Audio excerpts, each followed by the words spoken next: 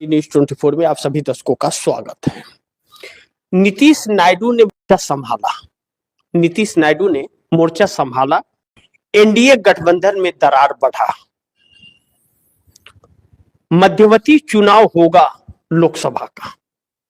यह बात अब बड़ी तेजी से उभरने लगी है और चर्चा में आने लगी है। इसके दो तीन सारे कारण हैं जो मैं आप दर्शकों को बताऊंगा। जिस मध्यवर्ती चुनाव का जिक्र हो रहा है उस पर हम लोग चर्चा करेंगे, लेकिन पहले इसमें संभाल लीजिए कि नीतीश नायडू ने मोर्चा संभाला। एक क्या है, बजट इस सरकार ने पेश किया और बजट पेश किया तो फिर बजट झुनझुना थमा दिया। अब आप सोचिए, जो सरकार बजट पेश कर रही है उसी सरकार के मंत्री वित्त मंत्री के पीछे सो रहे हैं और जमाइया ले रहे हैं। यानी कि सरकार के बातों से वह कोई भी और उम्मीद नहीं रखते। हवा हवाई है, उसे कोई महत्व देते नहीं, तो सो लेते हैं। थोड़ा सा नींद क्यों खराब करे, यह वह मंत्री सोचते हैं। अब सवाल यह है कि इस बजट ने किसे क्या दिया और किससे क्या ले लिया। तो यह सरकार आज तक किसी को दी नहीं है, बल्कि इस सरकार ने अलग अलग तरीके और तरकीब निकाल करके लोगों से ली है और वही इस बजट में भी किया। हर चीज महंगा कर दिया। और जो आप दर्शक सोचिए कि जो 2025 में सामान 10 रुपए में मिल रहा था और 26 में रेट उसका 11 रुपया हो गया। ठीक है, 11 रुपया हो गया। और 26 में बजट अगर 9 रुपया दिया था और 25 में 9 रुपया दिया था और 26 में 10 रुपया दे दिया, तो वही को वही है, वो तो कम कर दिया रेट, बल्कि 10 रुपया बढ़ गया। तो यह सरकार जो तरकीबें निकाल ली है लोगों को गुमराह करने का, उसकी तो तारीफ करनी पड़ेगी कि गुमराह करने का डिग्री इसके पास में है। पाखंड में डालने का, लोगों के माइंड को डाइवर्ट करने की कला है इस सरकार के अंदर। लेकिन वही 1% कला इस देश को आगे बढ़ाने के लिए या किसी को रोजगार देने के लिए अगर होता तो यह नौबत नहीं आती देश का। पहला चीज। दूसरा, नीतीश ने 4 प्रोजेक्ट मांगे थे बिहार के लिए और चंद्रबाबू नायडू ने 1,50,000 करोड़ मांगे थे बजट के अंदर। तो अब ना तो नीतीश को 4 प्रोजेक्ट मिले और ना तो चंद्रबाबू नायडू को 1,50,000 करोड़ मिले। यानी कि सरकार ने यह दिखा दिया, मोदी सरकार ने, कि हम नहीं सुनते आपकी, जाओ जो करना है कर लो। अगर यह बात आ गई कि जाओ जो करना है कर लो, हम नहीं सुनते, तो फिर अब चंद्रबाबू नायडू ने तो 1 फरवरी का वक्त दिया था, वह खत्म हो गया। बजट की बात कही थी, बजट पेश हो गया, ना नीतीश को मिला ना नायडू को मिला। तो अब आगे क्या? यानी कि इससे एक चीज होगा कि नीतीश नायडू अब मोर्चा संभाल लेंगे और उनके लिए दरवाजे खुले हैं। तो अगर नीतीश और नायडू अपने वादे पर कायम रहते हुए इस सरकार से समर्थन वापस लेते हैं कि आपने वादा खिलाफी किया है, तो क्या यह काम कर पाएंगे वो लोग? पहली चीज। और अगर समर्थन वापस ले लेते हैं तो 30 सांसद अगर हटते हैं तो यह सरकार बहुत डाउन फॉल में आ जाएगी।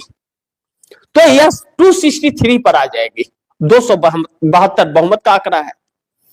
तो ऐसे में क्या विपक्ष सरकार बनाएगा या मध्यवर्ती चुनाव में जाएगा? विपक्ष के तरफ से कोई सुगबुक है ही नहीं।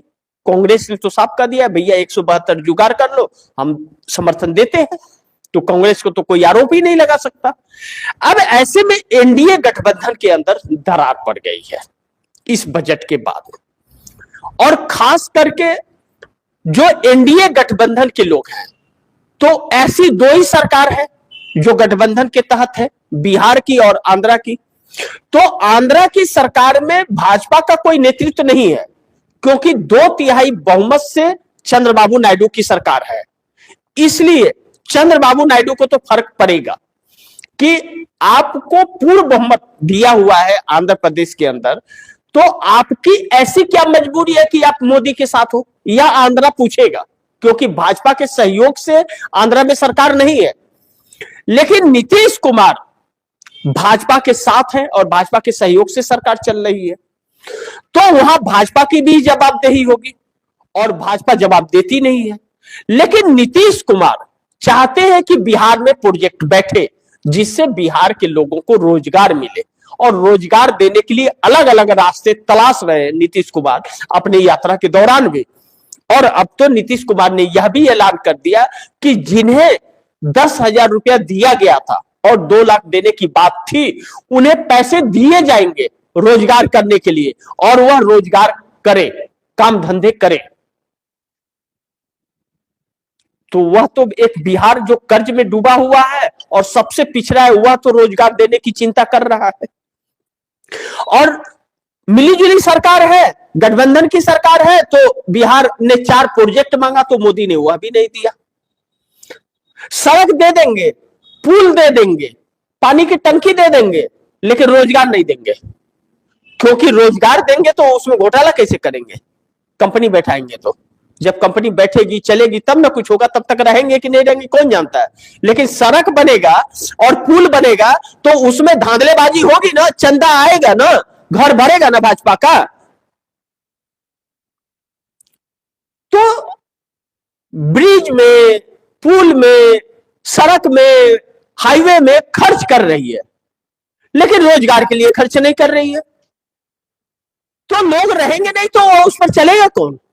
वह सड़क खाने को देगी क्या किसी को?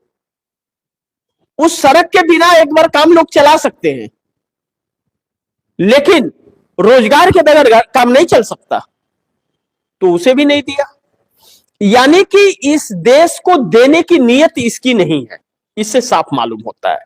तो ऐसे में एनडीए गठबंधन के अंदर अब दरार पड़ेगा और नीतीश कुमार अब और तेजी से अपने लक्ष्य के तरफ बढ़ेंगे, जो भाजपा के बगैर सरकार चलाने की बात कर रहे थे, और जिसकी तैयारी नीतीश कुमार की है 122 विधायकों की, उस पर अब तेजी से काम होगा। दूसरी तरफ चंद्रबाबू नायडू के सामने अब इस सरकार को साथ छोड़ने के अलावा और कोई विकल्प बचता नहीं है। अब चंद्रबाबू नायडू इस सरकार के साथ कितने दिन रहेंगे यह वक्त बताएगा। लेकिन अब हमारे दर्शक लिख रहे चंद्रबाबू नायडू को क्या मिला? चंद्रबाबू नायडू को झुनझुना मिला, कुछ नहीं मिला। अब चंद्रबाबू नायडू खिसियानी बिल्ली खम्मा नोचे। बड़ी दुर्भाग्य है कि जब यह बजट पेश हो रहा था उस वक्त 8 लाख करोड़ रुपए का मार्केट गिर गया। 8 लाख करोड़ रुपए डूब गया मार्केट में। संडे के दिन ये हाल है, तो कल मार्केट खुलेगा तो क्या होगा, इस पर नजर बनी रहेगी, कल ही सब कुछ पता चलेगा। लेकिन मध्यवर्ती चुनाव की तरफ अब देश आगे तेजी से बढ़ रहा है, क्योंकि इस सरकार को झेल पाना अब इम्पॉसिबल है।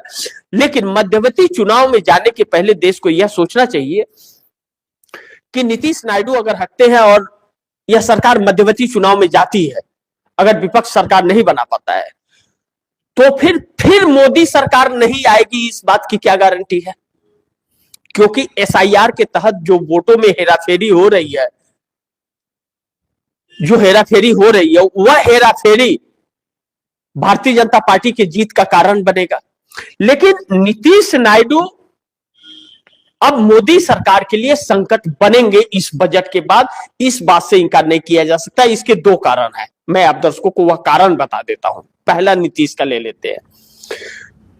नीतीश ने 20 सालों में चाहे जो भी बिहार के साथ किया हो, लेकिन यह 25 से 30 जो कार्यकाल उन्होंने संभाला है, नीतीश कुमार इन 5 सालों में बहुत कुछ बिहार को करने की उनकी नीयत है। हालांकि मैं उनकी राजनीति के पक्ष में नहीं रहता हूं, हमेशा उनकी बातें करता हूं, लेकिन यह 5 साल बाद नीतीश कुमार राजनीति से संन्यास लेंगे। नीतीश कुमार इसलिए बिहार को बहुत कुछ देना चाहते हैं। यही वजह है कि अमित शाह ने कहा था कि 10,000 महिलाओं को वापस देना पड़ेगा, जो 10,000 1 करोड़ 22 लाख को दिए गए थे और 2 लाख देने का बात था। नीतीश कुमार ने उन लोगों को बाकी के 1,90,000 देने का वादा किया और पैसे भेजने की तैयारी में है। कि उससे आप रोजगार कीजिए, रोजगार करके किस्त बढ़ाइए, भरिए आप। तो एक अच्छी पहल है, चाहे किसी की भी सरकार हो। आप जब 1,22,00,000 लोगों को अगर 2 लाख सरकार दे के अपने पास से रोजगार करने के लिए बात करती है तो यह अच्छी चीज है, तो उसकी यह बात करनी पड़ेगी। पहली चीज कि यह नीयत उनकी सही है। दूसरा, नीतीश कुमार 4 उद्योग मांगे थे, 4 प्रोजेक्ट मांगे थे बिहार के लिए मोदी सरकार से बजट में, कि 4 प्रोजेक्ट दीजिए कि 4 बड़ी कंपनियां जब आएंगी बिहार के अंदर एक साथ, तो बिहार को रोजगार मिलेगा, एक मार्केट मिलेगा। क्योंकि जहां पर यह कंपनियां लगेंगी और खुलेंगी, वहां के आसपास के लोगों को की दुकानें चलेंगी, कोई होटल खोलेगा, कोई चाय का दुकान खोलेगा, कोई ठेला लगाएगा, कोई कुछ करेगा, वहां पे वर्कर काम मिलेगा। बाहर के भी लोग आएंगे तो उनको रहने के लिए घर किराए पे चाहिए, तो वैसे भी चलेगा लोगों का, मतलब कुछ ना कुछ रोजगार मिलेगा। ऑटो रिक्शा सबका काम बढ़ेगा। तो 4 प्रोजेक्ट, तो वह प्रोजेक्ट नहीं दिया। सड़क बनवाएगी, हाईवे बनवाएगी, पुल बनवाएगी। अब सोचिए, बिहार में 7 दिनों में 14 पुल अगले बारिश में गिर गया था, 15 पुल गिर गया था ऑन रिकॉर्ड। तो यह तो अडानी को मिलेगा। अब अडानी को मिलेगा तो अडानी क्या करेंगे, आधा पैसा अपने पास रखेंगे, आधा सरकार को देंगे, बाकी गंगा में बहा देंगे। वो ब्रिज 1 हफ्ते बाद गिर जाएगा। तो यह तो इस सरकार की हालत है। तो ऐसे में अब नीतीश कुमार को सोचना मजबूरी हो गया कि अब उनके पास अगर 122 विधायक है तो इस सरकार का साथ छोड़ दे। दूसरी तरफ मोदी सरकार के लिए दिल्ली में इसलिए संकट पैदा हो जाएगा कि चंद्रबाबू नायडू को अब आंध्रा में प्रेशर आम जनता के तरफ से है। और अगर चंद्रबाबू नायडू इतना कुछ होने के बाद इस सरकार के साथ रहे तो आने वाला चुनाव हार जाएंगे, वैसे ही जैसे 2019 में चुनाव हार गए थे। इसलिए चंद्रबाबू नायडू को इनका साथ छोड़ना जरूरी हो जाएगा। तो यह थे इसके समीकरण। अब देखना यह महत्वपूर्ण होगा कि यह देश इन दोनों के टकराव के बाद यह देश मध्यवर्ती चुनाव की तरफ जाता है या विपक्ष के अंदर वह गर्स है कि जो मिल करके सरकार बना ले, अपनी जो दुश्मनियां है उसको भुला करके एक बार देश को बचाने के लिए इस संकट से और लोकतंत्र संविधान को बचाने के लिए सरकार बनाती है। इस पर नजर बनी रहेगी।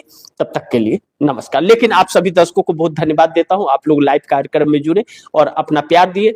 आप लोगों ने कमेंट भी किया और लिखा, इसके लिए बहुत बहुत शुक्रिया। ऐसे ही अपनी राय कमेंट में देते रहिए। मिलते हैं फिर अगली खबर के साथ, तब तक के लिए नमस्कार। लेकिन गुजारिश करूंगा कि इस खबर को ज्यादा से ज्यादा शेयर कीजिए, अपने दोस्तों को भी कहिए शेयर करें। और आपने अगर टीवी टीएफडी न्यूज़ 24 को सब्सक्राइब नहीं किया, सब्सक्राइब कर लीजिए। मिलते हैं अगली खबर के साथ, तब तक के लिए नमस्कार।